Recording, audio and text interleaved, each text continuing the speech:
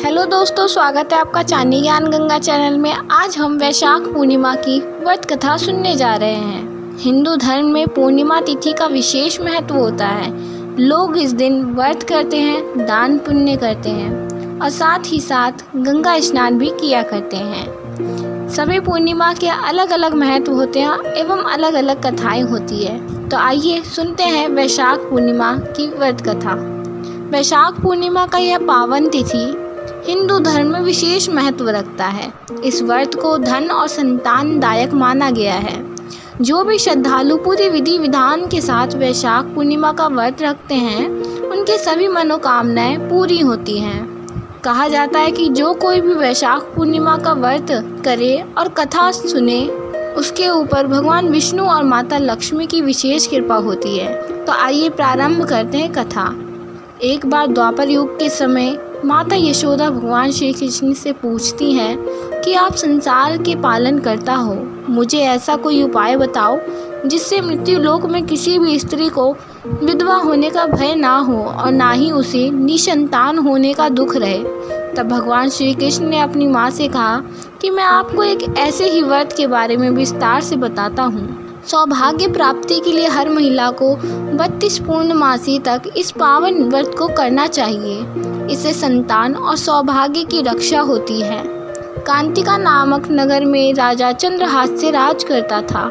उसके नगर में एक धनेश्वर नामक का ब्राह्मण भी अपनी पत्नी सुशीला के साथ रहता था। इनके घर में किसी प्रकार के धन संपत्ति की कोई कमी ना थी, लेकिन ब्राह्मण का कोई संतान न था, जिसके कारण दोनों पति पत्नी बहुत दुखी रहते थे। एक बार उस नगर में एक साधु आता है जो सभी घरों से भिक्षा मांगकर गंगा नदी के किनारे भोजन कर जीवन यापन करता था। लेकिन वह साधु धनेश्वर के घर भिक्षा मांगने नहीं जाता था।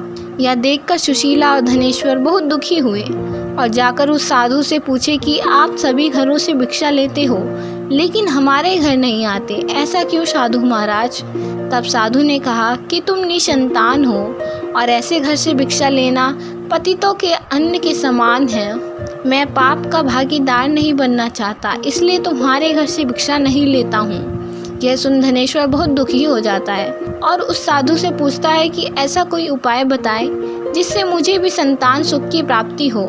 तब साधु ने उस दंपत्ति को 16 दिन तक माँ चंडी के पूजन का सलाह दिया, जिसके बाद धनेश्वर और उसकी पत्नी ने ऐसा ही किया। दंपत्ति की आराधना से प्रसन्न होकर माँ काली प्रकट हुई और सुशीला को गर्भवती होने का वरदान दिया और कहा कि ये प्रत्येक पूर्णिमा को दीपक जलाएं। ऐसे ही सभी पूर्णिमा को दीपक की संख्या बढ़ाती जाना जब तक 32 दीपक ना हो जाए। माता के आशीर्वाद के फलस्वरूप सुशीला गर्भवती हुई। काली माता के कहे अनुसार वह दीपक जलाती रही। माँ काली की कृपा और आशीर्वाद से दंपत्ति के घर एक पुत्र ने जन्म लिया, जिसका नाम धनेश्वर और सुशीला ने देवदास रखा। देवदास जब बड़ा हुआ तो धनेश्वर ने उसे विद्या ग्रहण करने के लिए काशी भेजा। काशी में देवदास के साथ एक अजीब दुर्घटना घटी, जिसके कारण धोखे से देवदास का विवाह हो गया। जब देवदास ने बताया कि वह अल्प आयु में है, फिर भी उसका विवाह जबरदस्ती करवा दिया गया। कुछ समय बाद जब काल देवदास के प्राण लेने आया तो काल देवदास का प्राण नहीं ले पाया। तब काल ने यमराज से कहा कि यह देवदास के प्राण लेने में असमर्थ है, जिसके पश्चात यमराज ने इसके पीछे का कारण जानने के लिए भगवान शिव और माता पार्वती के पास गया। तब माँ पार्वती ने माता काली के वरदान के वृत्तांत को सुनाया और कहा कि ब्राह्मण दंपत्ति ने पूर्णिमा का व्रत रखा था, इसलिए काल देवदास का कुछ बिगाड़ नहीं पाया। तभी से कहा जाता है कि पूर्णिमा के दिन व्रत करने से काल से मुक्ति मिलती है और भगवान सभी की मनोकामनाएं पूरी करते हैं। वैशाख पूर्णिमा की ये कहानी आपको कैसी लगी, कमेंट में ज़रूर बताएं। अगर आपको ये कथा पसंद आई हो तो हमारे चैनल को अवश्य सब्सक्राइब करें व वीडियो को लाइक करना ना भूलें। धन्यवाद।